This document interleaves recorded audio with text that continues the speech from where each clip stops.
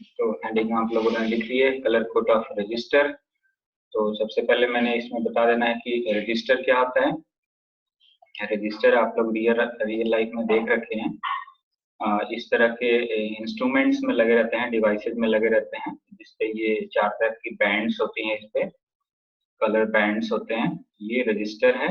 ये सर्किट में आप कहीं भी ऑब्जर्व कर सकते हैं, किसी भी इवन चार्जर में आप ऑब्जर्व कर सकते हैं, किसी भी इलेक्ट्रॉनिक डिवाइस में आप ऑब्जर्व कर सकते हैं। तो इस रजिस्टर पे जो कलर की बैंड्स बनाए गए हैं, उसी को कलर कोडिंग के बारे में हमें स्टडी करना है, राइट।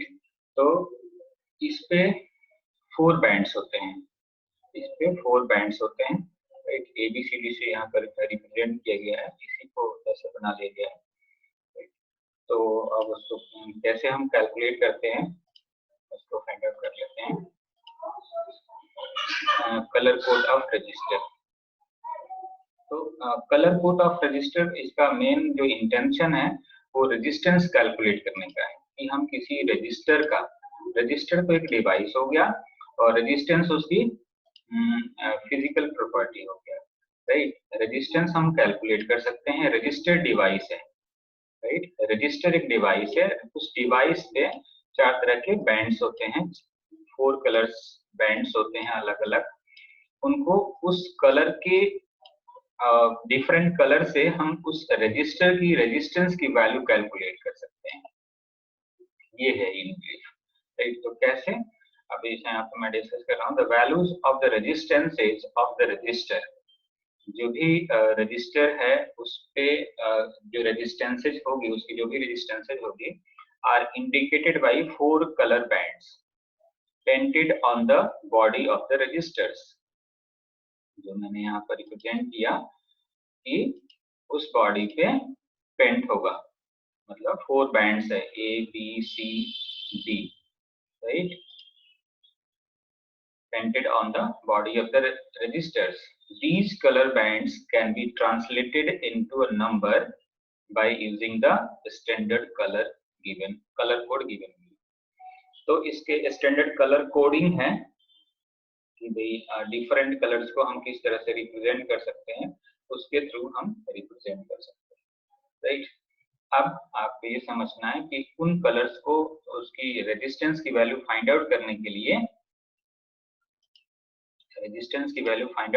लिए, ये आपको स्ट्रेटेजी मालूम होना चाहिए कि कैसे आप कैलकुलेट करोगे। इन शॉर्ट मैं एक और फॉर्मूला भी बता दूंगा, तो उससे आप फाइंड आउट कर सकते हैं।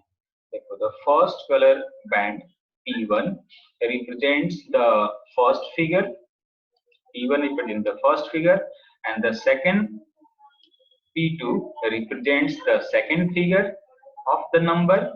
The third band P3 represents the number of zeros to be added to the right side after second figure to get the total resistance. The fourth band gives the tolerance known as limit of accuracy or variation in the value of resistance.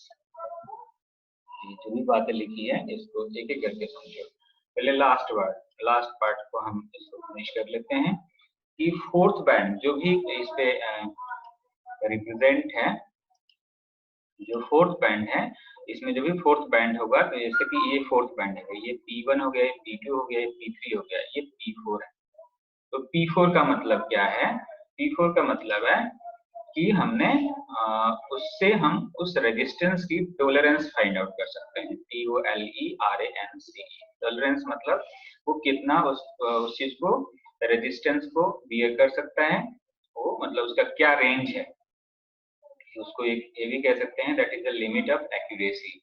और resistance जो vary कर रहा है, मतलब अगर मान लीजिए कि कोई कह रहा है कि 100 ओम का रेजिस्टेंस है, रेजिस्टेंस की यूनिट ओम होती है, तो अगर रजिस्टर की वैल्यू, रजिस्टर जो हम सर्किट में यूज कर रहे हैं उसकी रेजिस्टेंस की वैल्यू 100 ओम है, तो 100 ओम एग्जैक्ट नहीं होगा। एग्जैक्ट दैट मींस कि वो एक्यूरेट नहीं है। एक्यूरेट के लिए आइदर वो 100 प्लस माइनस 5 हो सकता है, या प्लस माइनस 5%, या 100 प्लस माइनस 10%, या 100 प्लस माइनस 20%। ये 3 ऑप्शंस हो सकते हैं, right? That depends upon the color of the fourth band, right?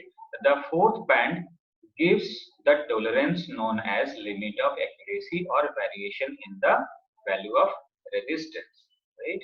तो ये आपको केवल याद रखना है इसमें कि फोर्थ बैंड से हमें टॉलरेंस पता चलता है। दैट मीन्स कि जो हम वैल्यू 100 कर रहे हैं वो 100 ना होके कि वो 95 भी हो सकता है अगर हमने 5% बात की है, और 105 भी हो सकता है। तो वेरिएशन कितना हो गया रेजिस्टेंस में, यानी 95 ओम से 105 ओम तक रेजिस्टेंस उसकी वैरी कर सकती है जो हमने सर्किट में रेजिस्टर यूज किए हैं, राइट? अब इसको फॉर्मुलेशन से एक बार फिर से हम डिस्कस करेंगे। तो ये बहुत ही इजी है, एक फॉर्मूला आप लोग रफ रजिस्टर में आप नोट कर सकते हैं, देयर अगर आप कर रहे हैं तो देयर में नोट कर सकते हैं।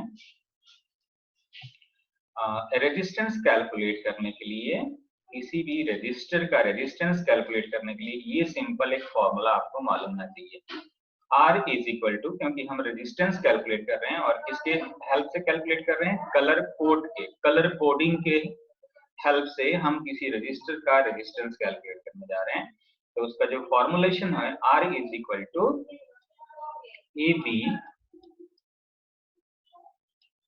Into 10 raised to power C plus minus D %। अगर ये परसेंटेज, ये फॉर्मूला अगर आपको मालूम है तो विद इन 1 मिनट आप किसी भी रजिस्टर का रेजिस्टेंस की वैल्यू कैलकुलेट करके बता सकते हैं। तो वो कहता है आपको कलर कोडिंग मालूम होना चाहिए कि भाई जो ग्रीन और येलो, ये रेड कलर के, ब्लैक, व्हाइट, ब्राउन, ये सारे कलर्स जो भी है उन कलर्स की कोडिंग क्या है रेजिस्टेंस की। अगर आपको रजिस्टर प्रोवाइड कर दिया गया है और आपको रेजिस्टेंस कैलकुलेट करना है तो आपको कोडिंग मालूम होना चाहिए, राइट? कोडिंग कैसा, कंप्यूटर वाले कोडिंग नहीं, आपको कलर कोडिंग मालूम होना चाहिए कि उसकी कोडिंग क्या है। वो हम अभी इसके जस्ट बाद में बात करेंगे। ये फॉर्मूला आप लोग याद रखेंगे कि यहाँ R is equal to AB into 10 raised to power C, और रेजिस्टेंस को ओम में मेजर करते हैं तो आप यहाँ पर ओम में लिख देंगे, उसका यूनिट का सिंबल है omega, capital omega, plus minus D%। तो जो मैंने अभी तक ये बात किया कि टॉलरेंस क्या होती है, रेजिस्टेंस के जो बात करते हैं तो उसमें एक टॉलरेंस टर्म आता है और वो फोर्थ बैंड रिप्रेजेंट करता है। जो मैंने यहाँ पर बात किए थे ये डायग्राम में कि ये P1, P2, P3 और P4, तो जो पेंटेड जो P4 है या फिर D है, यहाँ पर ABCD लिखा है, इससे भी आप समझ सकते हैं जो D है वो रिप्रेजेंट कर रहा है टॉलरेंस। तो ये वैरी कर सकता है कि फोर्थ बैंड कैसा कलर है, that depends upon colour, right? अगर वो सिल्वर होगा तो कुछ और होगा, गोल्ड होगा तो कुछ और होगा, कोई भी कलर नहीं होगा तो उसके लिए टॉलरेंस अलग हो जाएगा। तो मैं अभी ये परसेंट उसका क्या कोडिंग है वो जब हम टेबल में डिस्कस करेंगे तब यहाँ बॉदर करेंगे। अब यहाँ पर ये बात कर लें, बाकी इन सारी चीजों को बहुत ही कंसंट्रेट होके इसको समझिए, एक बार समझ के उसके बाद आपको इसको फाइंड आउट करने में टाइम नहीं लगेगा। The first color band P1 represents the first figure, right? यानी कि जो भी रजिस्टर में फर्स्ट कलर है, ये फर्स्ट कलर है, A है या फिर P1 है, तो क्या रिप्रेजेंट करता है, उसको एज इट इज उसका कलर कोड यहाँ पर लिख दो, राइट? मान लो ब्लैक है तो उसके ब्लैक के लिए जो कलर कोड है 1 है या 2 है जो भी है तो यहाँ पर लिख दो। And the second P2 represents the second figure of the number, मतलब बेसिकली रेजिस्टेंस का एक नंबर होगा और उसका यूनिट होगा, तो यहाँ पर जो सेकंड कलर होगा उसकी जो कोडिंग होगा एज इट इज लिख दो, है ना? अगर ब्राउन कलर है या फिर से ब्लैक है तो उसका जो भी कोडिंग है वहां पर एज इट इज लिख दो, 1 2 3 जो भी है उसको एज इट इज लिख दो।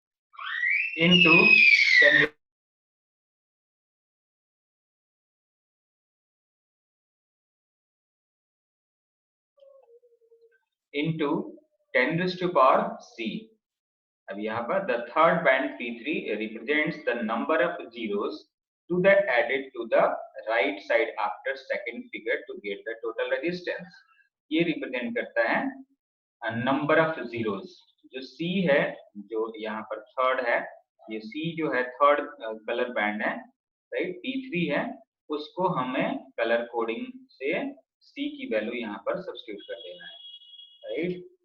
10 तो ऐसे एज इट इज रहेगा, जो भी कलर कोड रहेगा, थर्ड जो बैंड रहेगा P3 या फिर सी, जो भी सी का कोडिंग के जो टेबल रहेगा उससे हम इसमें से फाइंड आउट करके सी की वैल्यू यहाँ पर सब्स्टिट्यूट कर देंगे, राइट। और कोड के बारे में तो मैंने बता रखा है। अब बात करता हूँ मैं कि वो कलर कोडिंग का क्या है, किस कलर्स के लिए हम क्या यूज कर सकते हैं। ये फॉर्मूला आप लोग रजिस्टर पे जरूर नोट करके रखिएगा, माइंड में इसको रखना है, नहीं तो आप बिना फॉर्मूले के रेजिस्टेंस कैलकुलेट नहीं कर पाएंगे, राइट। तो यहाँ पर आप देखेंगे इसकी कोडिंग। अब यहाँ पर मैं ये भी बता दूं कि कौन से कलर्स के लिए टॉलरेंस कितना होगा। तो अगर जो P4 है, जो लास्ट बैंड है, अगर वो गोल्ड कलर से है, उसका जो कलर है गोल्ड है, then that the tolerance will be 5%, and in silver it is 10%, और अगर कोई भी नहीं हो, if only the 3 bands are marked on carbon resistance, then it indicates a tolerance of 20%। जो हमने अभी ये डायग्राम में, ये अगर तीन ही हो, P1 P2 और P3, A B C तीन ही हो, तो फिर हम चौथे वाले को क्या समझेंगे कि नो कलर, तो टॉलरेंस कितनी होगी 20%, राइट। अगर वो गोल्ड होगा तो कितना होगा 5%, अगर सिल्वर होगा तो 10%, और नो कलर होगा तो 20%। तो इसका बहुत ही एक इजी सा लास्ट में मैं बताऊंगा कि इसका क्या है लर्न करने का वे, इसमें बता रखा है। तो ये आप कलर कोड इसको आपको माइंड में रखना है, राइट। इसको भी लर्न करने का बहुत ही इजी वे है, इसको फाइंड आउट कर सकते हैं। देखो जी, अगर इस तरह से हो black brown red orange yellow green blue violet और ग्रे और लास्ट में व्हाइट, तो जो फिगर्स होंगे ए और बी वो इस तरह से वेरी करेंगे, है ना, 0 से लेकर के 9 तक। तो ये कितने हो गए टोटल 10 हो गए, राइट। अब मल्टीप्लायर क्या होते हैं, मल्टीप्लायर का मतलब कि सी जो थर्ड बैंड होगा दैट इज सी। तो हमें क्या रखना है, देखो यहाँ पर काम इजी कर दिया कि अगर मान लो कि ब्लैक कलर है, थर्ड कलर ब्लैक है, तो हमें 10 की पावर 0 रखेंगे, 10 की पावर 0 की वैल्यू कितनी हो जाएगी 1 हो जाएगी, राइट। तो उसको मल्टीप्लाई करेंगे तो वैल्यू उतना ही रह जाएगा। अगर ब्राउन कलर है तो उसका थर्ड बैंड अगर ब्राउन है तो उसका कितना हो जाएगा कोड 10⁻1, तो 1 का मीनिंग 1 ही रहेगा, राइट। तो वो 10 से मल्टीप्लाई हो जाएगा, मान लो कि 47 हो गया इंटू 10⁻1, तो यानी 470 हो गया, राइट। अगर 47 आया है और फिर उसमें 10⁻0 से हम मल्टीप्लाई कर रहे हैं तो ये 47 ओम ही रहेगा, राइट, और प्लस माइनस जो भी थर्ड रहेगा। तो ये अलग अलग, ये आपको ब्लैक के लिए बी हो गया, ब्राउन के लिए बी, तो एक तरह से ये बहुत ही इजी बन रहा है बीबी रॉय, राइट। इसको बीबी रॉय, ये तो इतने 5 कलर्स के लिए बीबी रॉय आपको याद रखना है। Of Great Britain has very good wife bearing gold silver necklace. देखो यहाँ पर इवन टॉलरेंस को भी लर्न करने के लिए और उसके कलर कोड को भी लर्न करने के लिए यहाँ पर थोड़ा सा एक सेंटेंस बना देते हैं। Bibi Roy of Great Britain has very good wife bearing gold silver necklace. अब यहाँ पर नहीं लिखा है तो आप लिख सकते हैं उसके लिए भी गोल्ड सिल्वर नेकलेस। तो ये सीक्वेंस में होगा, ये देखो 5 हो गया, 6 7 8 9 10 कलर्स हो गए। तो ये 0 है, ये 1 है, 2 है, 3 है, 4 है, 5 है, 6 है, 7 8 9, 0 से लेकर 9 10 हो गए, राइट। तो ये यही कलर कोड आपको दिया गया है। तो और ये भी एज इट इज है, ये अगर 0 लगा रखा है आपने तो 10⁻4 इधर 0 हो जाएगा, राइट, और ये इसी तरह से 10⁻9 तक इंक्रीज हो जाएगा। So simple. तो ये आप रजिस्टर पर नोट कर लीजिए कि जो टेबल है इसका आप स्क्रीनशॉट ले सकते हैं कलर कोडिंग का, राइट। तो ये बीबी रॉय ऑफ, यहाँ पर ऑफ लगा दिए, great Britain has very good wife bearing gold silver necklace. Necklace का मतलब क्या है? गोल्ड का मतलब हो गया 5%, सिल्वर का मतलब 10% और नेकलेस का मतलब नो कलर।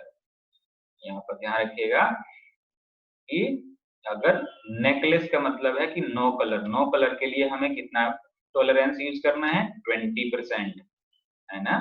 अगर गोल्ड आ जाता है, बियरिंग गोल्ड सिल्वर नेकलेस, अगर बीबी रॉय का, जो कि ग्रेट ब्रिटेन के हैं, अगर उनकी वाइफ ने गोल्ड कलर का पहन रखा है गले में, तो उसको हम जो उसका क्या कहते हैं टॉलरेंस यूज करेंगे, दैट इज 5%। और सिल्वर का अगर उसने पहन रखा है तो उसको 10%। अगर कोई भी कलर का नहीं है, राइट, तो 20%। नो कलर यानी नेकलेस यानी नो कलर, राइट। तो सेंटेंस को जस्ट आपको मेमोराइज करने के लिए इस तरह से बना दिया गया है। तो this is all about colour coding of register. तो इस पे हम प्रॉब्लम्स करेंगे अभी। ये आप इस पे, इसको आपको याद रखना है, ये आपको माइंड में रखना है। तो इससे प्रॉब्लम कर सकते हैं। R is equal to EV cross 10⁻⁴ plus minus 10⁻⁴ ohm और प्लस माइनस D%। ये फॉर्मूला आपको माइंड में रखना है। तो इस पे हम प्रॉब्लम्स भी कर सकते हैं, राइट।